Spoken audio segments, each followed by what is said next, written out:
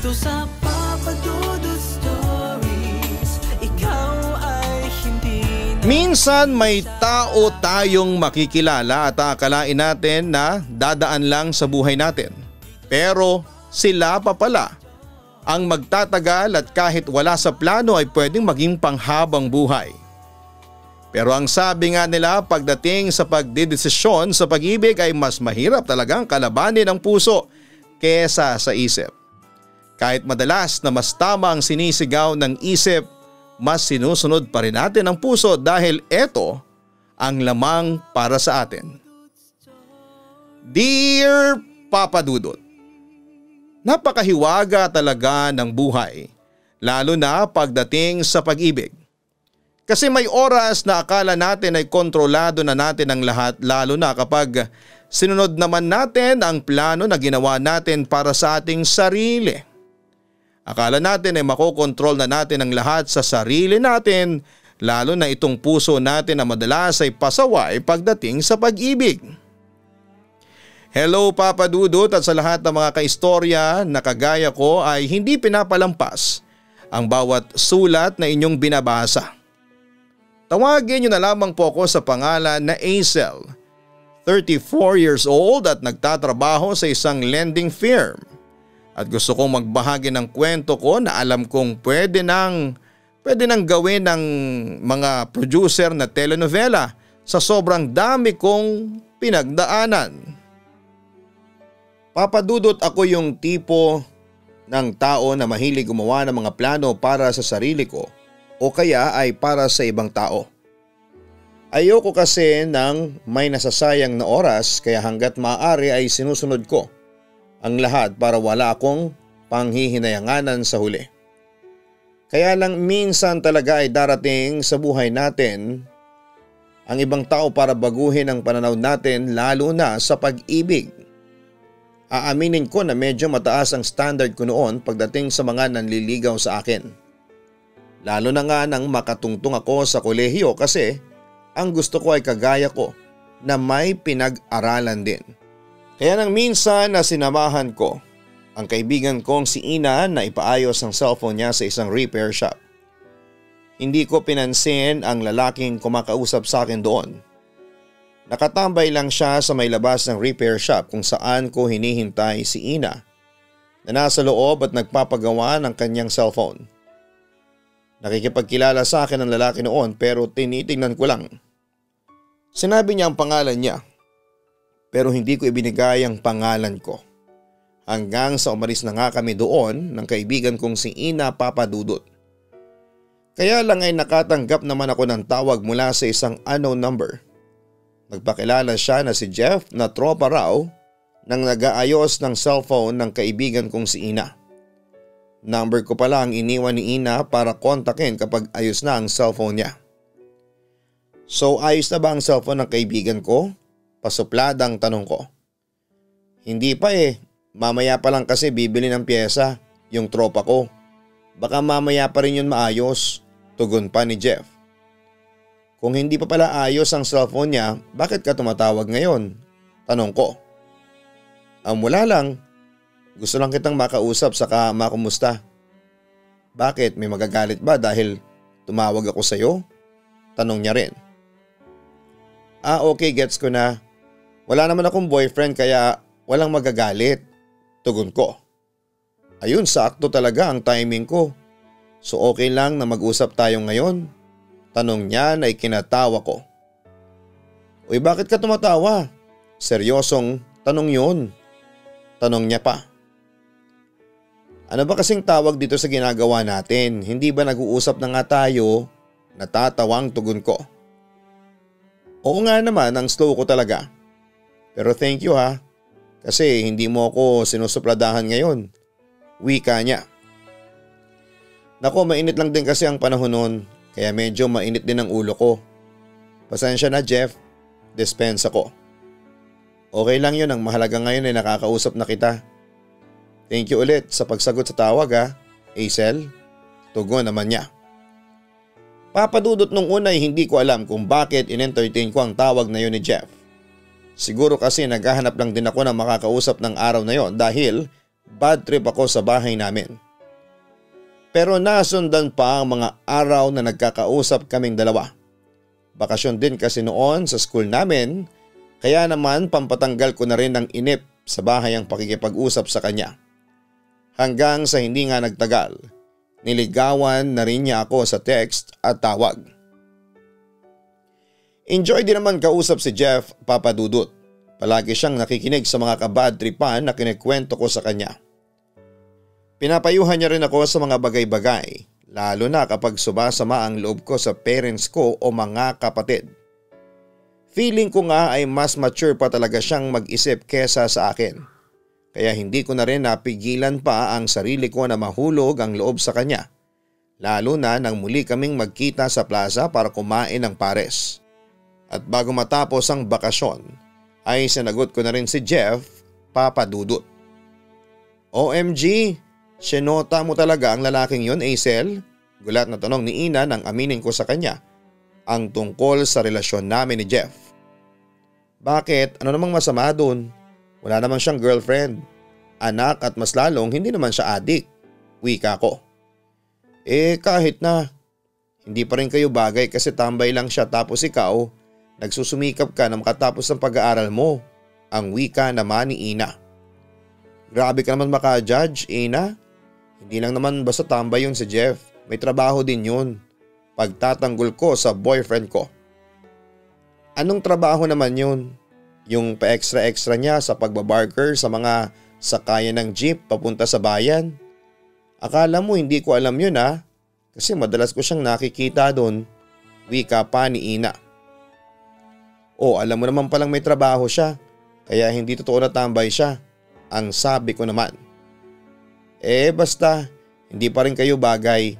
Kaya pag-isipan mo mabuti ang ginagawa mo na pakikipagrelasyon sa kanya. Ang payo niya sa akin.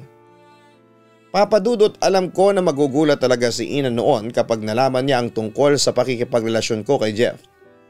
Malayo kasi talaga si Jeff sa kinikwento ko sa kanya na ideal guy ko. At sobrang magkabaligtaran din kaming dalawa. Kung ako ay nag-aaral sa kolehiyo para makapagtapos at magkaroon ng maayos na trabaho, si Jeff naman ay hanggang high school lamang ang natapos at nakontento na lamang sa pagsa-sideline niya. Medyo pala ayos din ako noon sa sarili lalo na nga at nasa college na ako. Pero si Jeff naman yung tipo na madalas na parang walang pakialam sa itsura niya. Kung itsura naman ang pagbabasehan ay medyo gwapo rin naman siya. Ayun nga lang wala talaga siyang effort na mag-ayos ng sarili niya o kahit ng buhok man lang sana niya. Kaya mas lalo siyang napagkakamalan na tambay at walang trabaho ng ibang tao na nakakakilala sa kanya. Minsan Papa Dudut ay sinasabihan ko siya tungkol sa bagay na yon. Pero sana raw ay hindi ko siya baguhin dahil ayaw niya rin talagang magbago. Lalo na at wala naman daw inaagrabyado ng ibang tao ang itsura niyang yon. Tama naman siya sa mga sinabi niya. Hindi niya kailangan na magbago para sa ibang tao, lalo na kung wala naman siyang naapakan o nasasaktan. Ang mahalaga doon ay mabuti siyang tao na patuloy na nagpapakatao. Papadudot bukod sa itsura at estado sa buhay ni Jeff ay wala naman akong ibang naging problema sa kanya kasi mabait naman siyang tao. Gentleman din siya tapos ay malambing pa. Kaya naman mas lalo ko siyang minahal sa paglipas ng mga buwan. Sa relasyon naming dalawa, kaya lang papadudot sa mga nag-uumpisang relasyon ay palagi talagang may mga pagsubok na dumarating. Minsan ay para patatagin ang dalawang tao. Pero madalas ay para iparealize na hindi pa yon ang oras para sa kanilang dalawa. 6 na buwan na kaming magkarelasyon noon nang mamatay ang nakababatang kapatid ni Jeff dahil sa pagkalunod sa ilog. Mula noon ay nagbago ng ugali ni Jeff, Papadudut. Naging tahimik siya, malamig ang pakikitungo sa akin at hindi na niya ako masyadong tinatawagan at kinakausap. Hanggang sa lumabo na nga ang lahat sa aming dalawa at tuluyan na kaming nag-break. Masakit yon para sa akin kasi si Jeff, ang first boyfriend ko. Pero wala naman akong choice kung hindi ang mag-move on na lamang. Hindi ko na rin naman siya nakita at naramdaman pa. Hanggang sa makilala ko naman si Andy na schoolmate ko, pero iba ang kurso. Naging close kami at naging magkarelasyon, Papa Dudut. Andy, wala ka ba talagang tiwala sa akin at ganyan na talaga kababa ang tingin mo para pag-isipan mo ako ng masama? Palagi ka na lang ganyan eh. Palagi ka na lang nagagalit nang wala ka namang talagang dahilan. Naiinis na wika ko nang dahil sa pang-aaway niya. Nakita niya kasi ako na may kausap na lalaki na nagtatanong lang naman ang direksyon, pero kaagad niyang pinagselosan yon. May tiwala naman ako sa iyo pero wala sa mga lalaking nasa paligid mo, ang wika niya. Kung may tiwala ka talaga sa akin, alam mo na hindi ako mag-i-entertain ng ibang lalaki kasi nga ikaw na ang boyfriend ko. Ikaw ang sinagot ko kasi ikaw ang mahal ko. Kaya kahit na sino pang lalaki ang sumubok na pumorma sa akin, wala kang dapat na ikatakot kasi hindi ako maaagaw ng iba mula sa iyo. Pagpapakalma ko sa kanya. Pasensya na. Alam mo naman na ayaw ko lang talaga na nakikita kang may kasama o kausap na ibang lalaki. Despensa niya. Pero hindi ka pwede na palaging ganyan, Andy. Hindi pwedeng lahat ng lalaking makakausap ko ay pagseselosan mo. Nung isang beses, nagkatinginan lang kami noong nagwawali sa gilid ng kalsada, inaway mo na kaagad ako. Tapos nung kumakain tayo sa Tapsilogan, nagpasalamat lang ako sa service crew, sinabi mo na nakikipaglandian na kaagad ako. Ano ba naman yan, Andy? Lahat na lang ba talaga pagseselosan mo? Naiinis na sabi ko bago umalis sa harapan niya. Papadudot, sa ilang buwan na relasyon namin ni Andy ay hindi talaga ako gaanong naging tahimik at masaya kasi palagi kaming nag-aaway. At ang madalas na dahilan ay yung pagiging seloso nga niya. Hindi ko alam kung saan ba niya hinuhugot ang mga issue niya sa akin. Kung bakit palagi na lamang niya akong pinag-iisipan ng masama. At kung bakit ramdam ko na wala siyang masyadong tiwala sa akin. Nang dahil tuloy sa ugali niya na yon ay unti-unting nabawasan ang pagmamahal ko para sa kanya. At sakto naman yon kasi biglang bumalik si Jeff sa buhay ko. Enrollment namin noon at pauwi na ako sa bahay.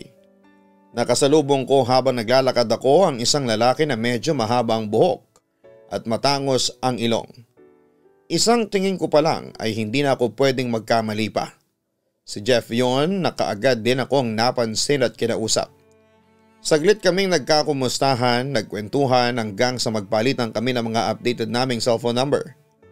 At mula nga noon ay palagi na kaming magka-text at tawagan basta hindi ko kasama ang boyfriend kong si Andy. Alam ni Jeff ang lahat ng problema ko sa relasyon namin ng boyfriend ko, Papa Dudut. Kagaya nung una, siya ang sumalo ng bigat na nararamdaman ko. Kaya hindi ko na rin napigilan ang sarili ko na muli siyang mahalin sa pangalawang pagkakataon. Inamin naman sa akin ni Jeff na kahit kailan ay hindi nawala ang pagmamahal niya para sa akin. Nagsorry din siya kasi nawalan siya ng oras sa akin noon. At sa akin niya naibunto ng lungkot na nararamdaman niya dahil sa pagkamatay ng kapatid niya. Papadudod sa paglipas ng mga linggo at buwan ng pag-uusap namin yon ni Jeff, ay nagkaroon na nga kami ng maling relasyon. Pero hindi ko na pinatagal pa ang maling ginagawa namin dahil kaagad din akong nakipagkita kay Andy para tapusin na ang lahat sa relasyon naming dalawa. Sabihin mo sa akin, may iba ka na ba? May ibang lalaki ka na ba? Naiiyak na tanong pa ni Andy. Okay, sige, aaminin ko na. Meron. Bumalik ang first love kong si Jeff at gusto ko nang ayusin ang lahat sa aming dalawa. Ang wika ko. Sinasabi ko na nga ba't may ibang lalaki ka na? Kaya ang lakas ng loob mo na makipaghiwalay sa akin. Panunumbat niya. Lilinawin ko lang, hindi lang si Jeff ang dahilan kung bakit ako nakikipaghiwalay sa iyo. Ikaw mismo, Andy, at yung ugali mo, panunumbat ko rin. Hazel, minahal lang naman kita. Kung nasaktan man kita, dahil lang yon sa pagmamahal ko sa iyo. Git niya. Lecheng klase ng pagmamahal na yan. Konti na nga lang. Malapit mo nang iparamdam sa akin na gusto mo na akong patayin dahil dyan sa paulit-ulit na pagseselos mo. Kaya huwag mong isisi sa akin ang lahat kung bakit ako nakikipaghiwalay sa iyo. Kasi kung hindi mo ako sinakal sa relasyon na ito, hindi mawawala ang pagmamahal ko para sa iyo, Andy. Tugon ko naman.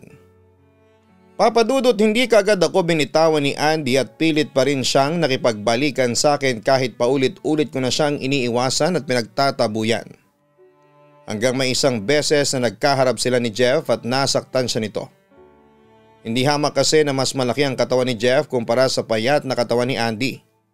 Kaya kaagad na nasaktan at bumagsak si Andy sa ilang suntok na ginawa sa kanya ni Jeff. Pinagbantaan din siya nito na huwag na akong guguluhin pa kung ayaw niyang muli siyang mabugbog ni Jeff. Nagigilty ako noon, Papa Dudut, lalo na nang makita ko na bugbog talaga ang ex-boyfriend ko. Ganun pa man ay inisip ko na lamang na kasalanan niya rin yon dahil masyado na siyang makulit sa paghahabol sa akin.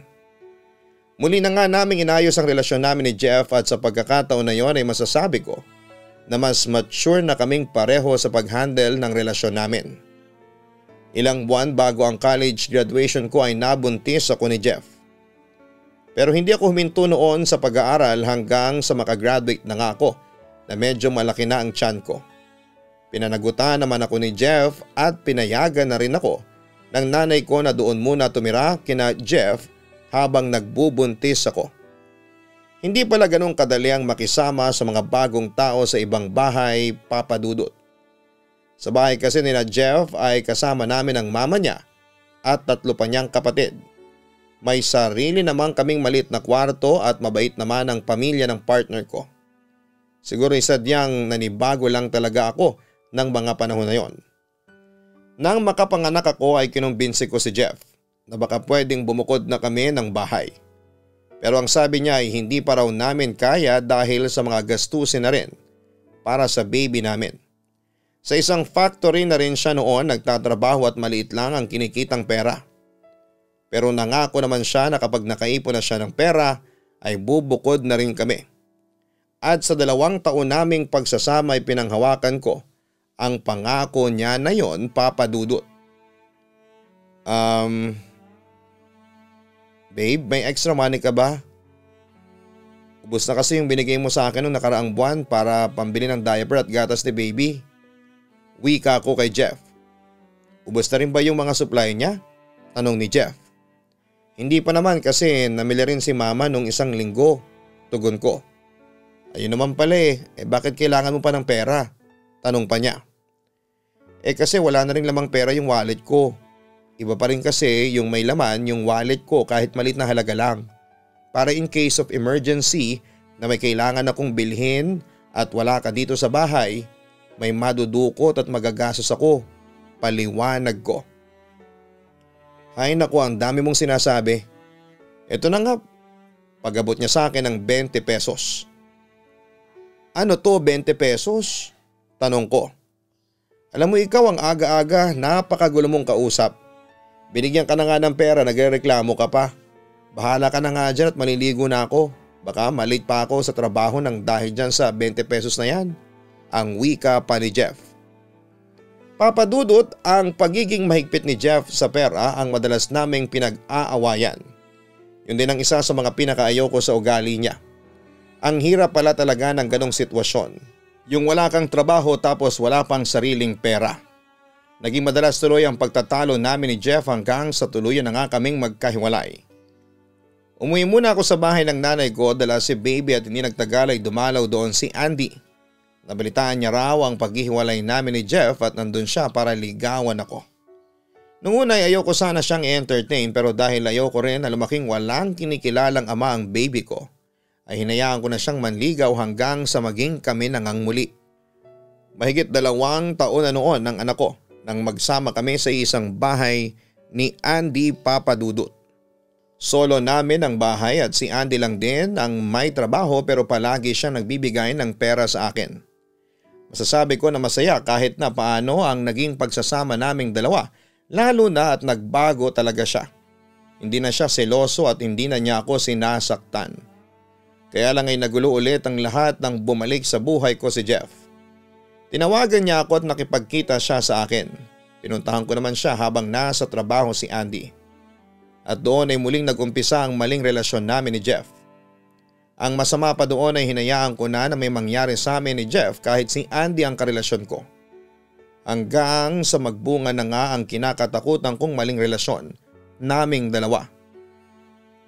Papadudot na buntis ako noon at inakala ni Andy na siya ang tatay ng baby ko pero nagdesisyon ako na aminin sa kanya ang katotohanan. Andy, I'm sorry. Pero kasi hindi ikaw ang ama ng ipinagbubuntis ko ngayon. Naiiyak na wika ko. Anong sinasabi mo, Hazel? Hindi makapaniwalang sabi ni Andy. Andy, I'm sorry. Wika ko. Huwag kang paulit-ulit na mag-sorry. Ipaliwanag mo sa akin kung ano ang totoo. Sino talaga ang tatay ng baby na nandyan sa tiyan mo? Pagputol niya sa gusto ko pa sanang sabihin. Si Jeff. Si Jeff ang tatay nitong baby ko, Andy. I'm sorry, hindi ko sinasadya na lokohin ka. Sa wakas ay pag-amin ko sa kanya. Hindi sinasadya pero ginawa mo. Ang kapal naman ng mukha mo na sabihin yan.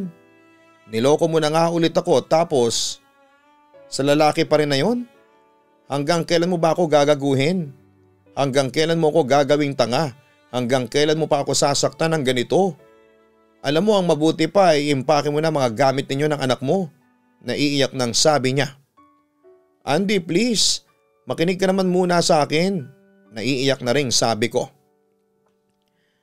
Ang sabi ko, mag-impake ka na at umalis ka na rito sa bahay ko.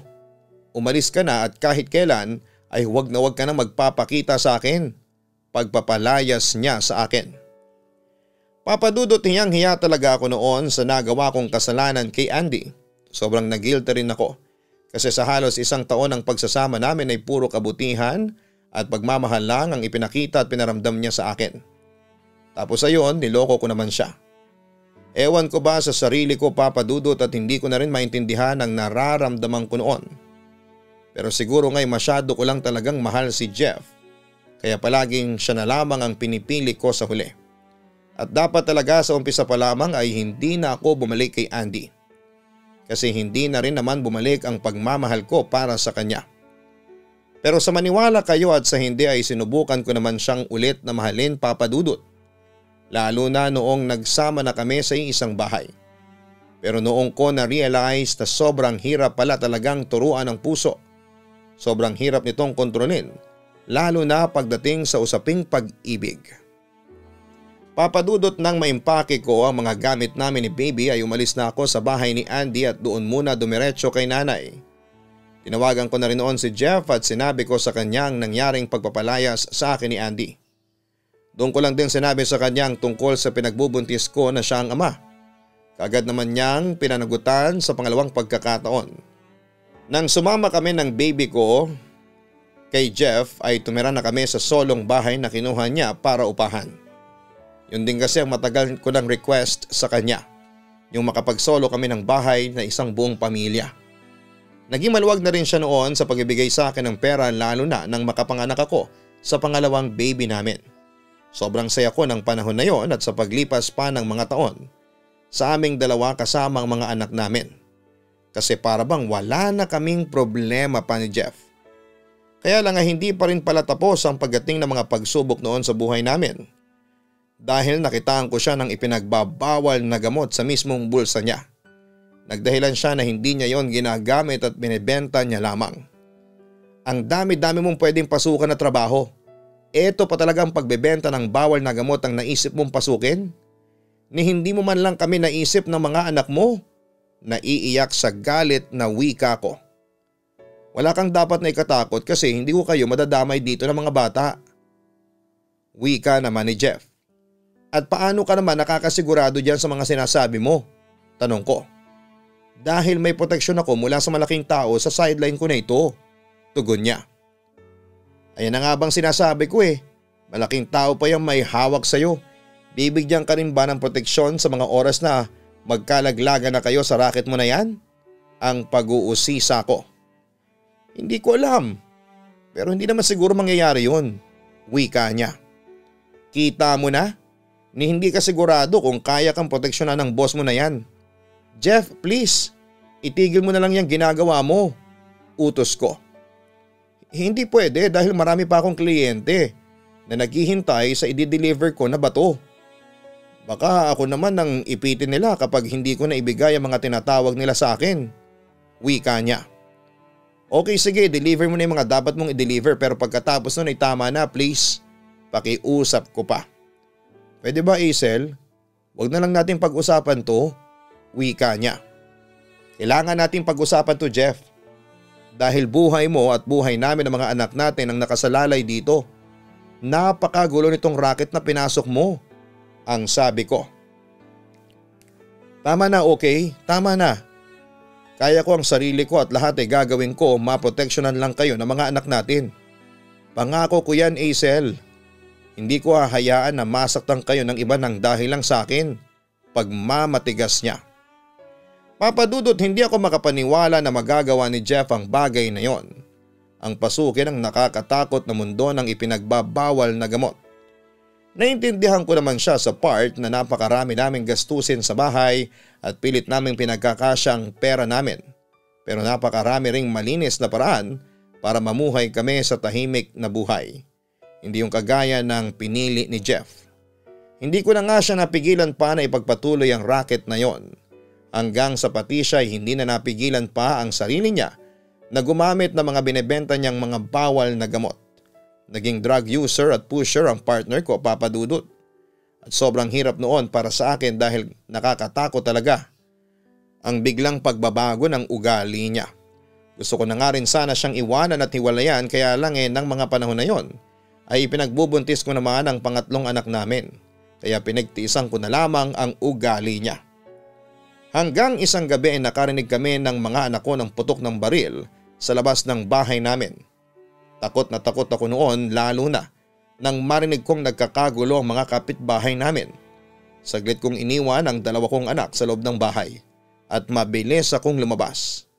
Grabe ang kaba ko noon sa pag-aakalang si Jeff ang nabaril ng gabing yon. Pero laking pasasalamat ko nang makita kong siyang ligtas at buhay habang nakatingin sa lalaking duguan na nakahandusay sa kalsada na kilala rin niya. Mula noon papadudot ay tinigil na ni Jeff ang paggamit at pagbebenta ng ipinagbabawal na gamot. Tumulong na rin ako sa kanya sa pagtatrabaho at pumasok sa isang lending firm.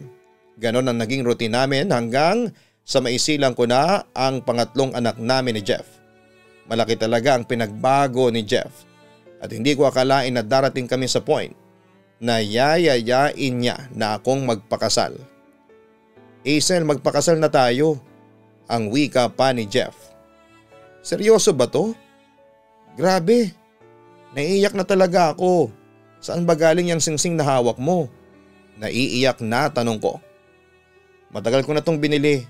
Matagal ko na rin pinagplanuhan to. Umahanap lang talaga ako ng perfect timing. At sa tingin ko ngayong 11th anniversary natin yung oras na hinihintay ko. Gusto ko na ito ang maging simula ng bagong buhay sa ating dalawa kasama ang mga anak natin. Uulitin ko Hazel, will you marry me? Muling tanong niya. Siyempre naman. Kanino pa ba naman ako magpapakasal ikaw lang naman yung lalaki na gusto kong makasama sa habang buhay. Kaya yes Jeff, magpapakasal ako sa iyo. Mahal na mahal kita. Kaagad na sagot ko. Papadudot hindi ko pinag-isipan pa ang naging sagot ko kay Jeff ng gabi na yon. Wala na rin naman akong dapat na pag-isipan pa kasi si Jeff ang nag-iisang lalaki na nakikita ko noon na gusto kong makasama sa forever. Halata naman siguro kasi kahit ilang beses kaming nag-aaway at naghiwalay ay siya at siya pa rin ang binabalikan ko. Minsan ko na rin tinuruan ng puso ko na kalimutan siya pero wala Siya lang ang nag-iisang tinitibok at sinisigaw ng puso ko. Hindi ko alam kung dahil siya ba ang first love ko o dahil siya lang talaga ang nag-iisang minahal ng puso ko. Hindi ko na nga rin napigilan noon ang maiyak habang sinusuot ni Jeff ang singsing sa palasingsingan kong daliri. Si Ma'am Mel naman at iba pang kaopisina ko na naging witness sa espesyal na pangyayari na yon ay naiyak na rin dahil sa amin. Lalo lang tuloy akong napaluha kasi parang nag-flashback lahat noon sa isipan ko ang nangyari sa aming dalawa ni Jeff. Ang 11 taon na on and off ng relasyon namin bago kami napunta sa ganong senaryo. Napakarami ng pagsubok ang dumating sa buhay naming pareho, lalo na sa relasyon namin. At hindi ko naisip na pwede pa pala na mauwi kami sa kasalan. Hindi na kami nag-aksaya pa ng oras noon ni Jeff at pagkalipas ng 2 buwan ay nagpakasal na rin kaming kaagad. At ngayon nga po ay 3 taon na kaming masayang nagsasama bilang legal na mag-asawa. Papa Dudut, maraming salamat po kung sakali man na mapili at mabasa ninyo ang sulat ko at kwento namin ni Jeff. Siguro kung may aral man ako na maiiwan ngayong araw, yun ay ang huwag nating sukuan na tulungang magbagong buhay ang mga mahal natin. Lahat naman tayo ay nagkakamali at pwedeng maligaw ng landas. Ang importante doon ay may isa pa ring tao na pwedeng humawak sa kamay natin at tulungan tayong iahon mula sa bumabahang mga pagsubok ng buhay. Hindi naman kasi halos nauubo sa mga pagsubok na yan. Pero kung hindi tayo mawawala ng tiwala sa Diyos, wala pong magiging mahirap para sa atin. Sa buhay ko at sa mga pinagdaanan ko, Papa Dudut, napatunayan ko po na marami talaga tayong tao na makikilala pero meron lang isang tao na nakatadhana para makasama natin sa panghabang buhay. Hanggang dito na lamang po ang sulat ko. Lubos na gumagalang, Aisel. Maraming salamat, Aisel, sa pag-share mo ng kwento ninyo ng asawa mong si Jeff dito sa aking YouTube channel. Sobrang nakapag-iwan talaga kayo ng inspirasyon sa ating mga kaistorya na nakapakinig ng inyong kwento. Hindi rin ho kasi biro yung pinagdaanan ng dalawa nating sender. Nasa parte na halos binahana kayo ng mga problema at pagsubok at talaga namang napakahirap pong pagdaanan. Ang paglalong ni Jeff sa masamang bisyo ang isa sa mga pinakamabigat na pinagdaanan ninyo talaga. Pero mabuti na lamang at hindi mo siya sinukuan at nagawang magbagong buhay ni Jeff bago pa mahuli ang lahat. Ganon naman talaga sa isang relasyon. Para mas lalo itong mapagtibay ay kailangan ng isang pundasyon ng tiwala, tulungan at tunay na pagmamahalan. Mga kaistorya, kagaya ng sinabi ng letter sender nating si Aisel, ay hindi tayo dapat mawawala ng tiwala sa Poong May Kapal. Dahil kung napapagod na tayong tulungan at alalayan ng taong mahal natin, pwede tayong tulungan ng nasa itaas para sabay kayong muling umangat ng taong mahal mo mula sa bumabagyong mga problema. Kaya sa oras na nadadown tayo, magdasal at magtiwala lang tayo sa Diyos na nasa itaas. Huwag kalimutan na mag-like, mag-share at mag-subscribe. Napapansin po ng inyong si Papa Dudut na majority po ng ating mga viewers ay hindi pa nakasubscribe. Kaya ano pang hinihintay ninyo? Mag-subscribe na, baka maunahan ko kayo. Maraming salamat po sa inyong lahat. Ang buhay ay mahiwaga, laging may lungkot at saya. Sa Papa Dudut Stories, laging may karamay ka.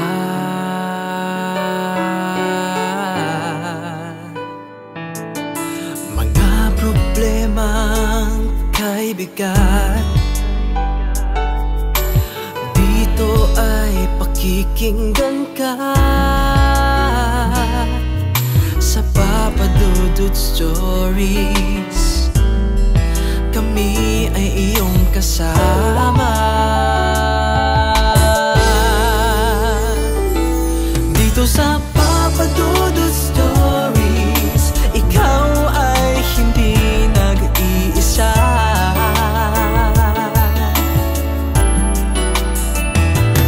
Dito sa Papa Dudut Stories, may nagmamahal sa'yo.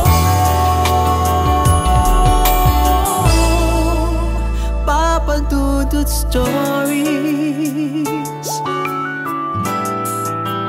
Papa Dudut Stories, Papa Dudut Stories.